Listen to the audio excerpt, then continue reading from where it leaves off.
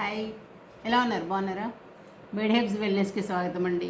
ఈరోజు టోటల్గా హెర్బల్ కేర్లో మన ప్రొడక్ట్స్ అన్నీ ఇంట్రొడ్యూస్ చేద్దామని, ఆ తర్వాత ఇంకేదైనా మీకు నేర్పించాల్సి ఉంటే నేర్పించాలని అనుకుంటున్నాను. ఓహో, ఇలా దీని గురించి చూస్తున్నారా? సో చూడండి చూడండి ఏం చేస్తాము. మీకు తెలుసా ఈరోజు నుంచి రోహిణి కార్తె మొదలైందంట. రోహిణి కార్తె అంటే ఏంటి? రోకళ్ళు కూడా పగిలిపోతాయంట. ఈ వేడికి రోకళ్ళేమో తెలియదు కానీ నా తల మాత్రం ఇట్లా ఉంది వేడికి. ఎంత కూలర్ ముందు కూర్చున్నా కానీ, అసలు ఫ్యాన్ కింద కూర్చున్నా కానీ హాట్ వేవ్స్ ఎలా వస్తున్నాయంటే హైదరాబాద్లో కూడా టోటల్ క్లైమేట్ పాడైపోయింది. ఎందుకంటే because of this pollution pollution pollution. So ఈ పొల్యూషన్ని మనం ఏం చేస్తే తగ్గిపోతుంది తెలియట్లేదు.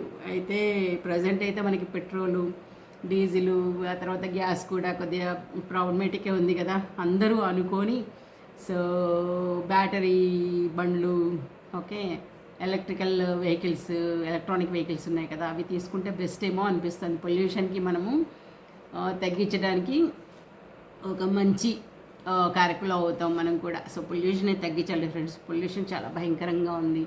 సో పొల్యూషన్ వల్ల ఏమవుతుందంటే మనకి ఆక్సిజన్ అనేది దొరకకుండా పోతుంది. ఆక్సిజన్ దొరకకుండా ఏమవుతుంది? లేనిపోని ప్రాబ్లమ్స్ అన్నీ అటాక్ అవుతాయి. ఉన్న ప్రాబ్లమ్స్ అన్నీ ఇంకా రైజ్ అవుతూ ఉంటాయి, బాగా ముదిరిపోతూ ఉంటాయి. ఓకే, పెద్దవాళ్ళు, ఆ తర్వాత ఈ పర్యావరణంలో బర్డ్స్, యానిమల్స్, ఆ తర్వాత ప్లాంట్స్ అవుతాయి. కనుక ఈ వాతావరణంలో ఏమవుతుందంటే సఫకేట్ అయిపోయి పాపం వాటికి రెగ్యులర్ రొటీన్ లైఫ్ కూడా చాలా ప్రాబ్లమేటిక్ అవుతుంది.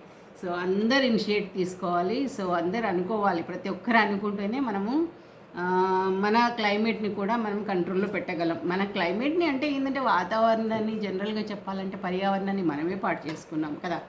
సో చెట్లను లేకుండా చేయడము, ఎక్కడ పడితే అక్కడ అన్నీ ఎలా ఉందంటే ప్రజెంట్ ఇక్కడ హైదరాబాద్లో అయితే రియల్ ఎస్టేట్ మాఫియా అని చెప్పాలి. ఎందుకు అంటున్నామంటే యాక్చువల్గా మాఫియా అనేది ఎందుకు వస్తుందంటే టాపిక్, చెట్లన్నీ నరికేయడము, వాటిలో అక్కడ అపార్ట్మెంట్స్ కట్టేయడము, ఒక 4-5 బోర్స్, ఒక్క అపార్ట్మెంట్కి ఒక 4-5 బోర్స్ వేసేయడము. జనరల్గా ఏమవుతుందంటే హైదరాబాద్ సిటీలో బోరు అది నీళ్ళు అయిపోయినాయంటే మళ్ళీ బోరు వేసేస్తారు ఇంకో పక్కన.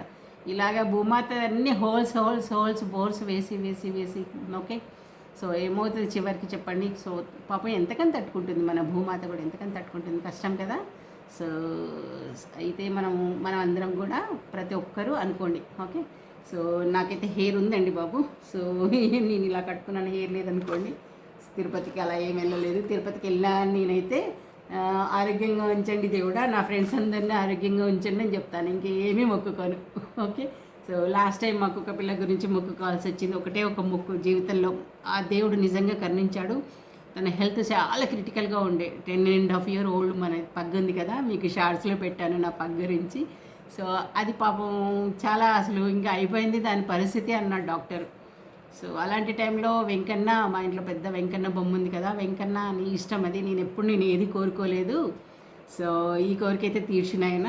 సో నా బిడ్డని కొద్దిగా జాగ్రత్తగా మంచి పొజిషన్లో ఉండి పంపించు, ఒకేసారి పంపించు. అంతేగాని ఈ ప్రాబ్లమ్స్ తోటి పాపం అది సఫర్ అయ్యొద్దు. సో దానికి ప్రాబ్లమ్స్ లేకుండా వచ్చే నాయన, నేను నీ దగ్గరికి వస్తాను, నాకు ఎంత కష్టమైనా సరే నీ దగ్గరికి వస్తాను అని మొక్కుకున్నాను. సో అలాగే నిజంగా వెంకన్న దయ వల్ల నా బిడ్డ మంచిగా అయింది.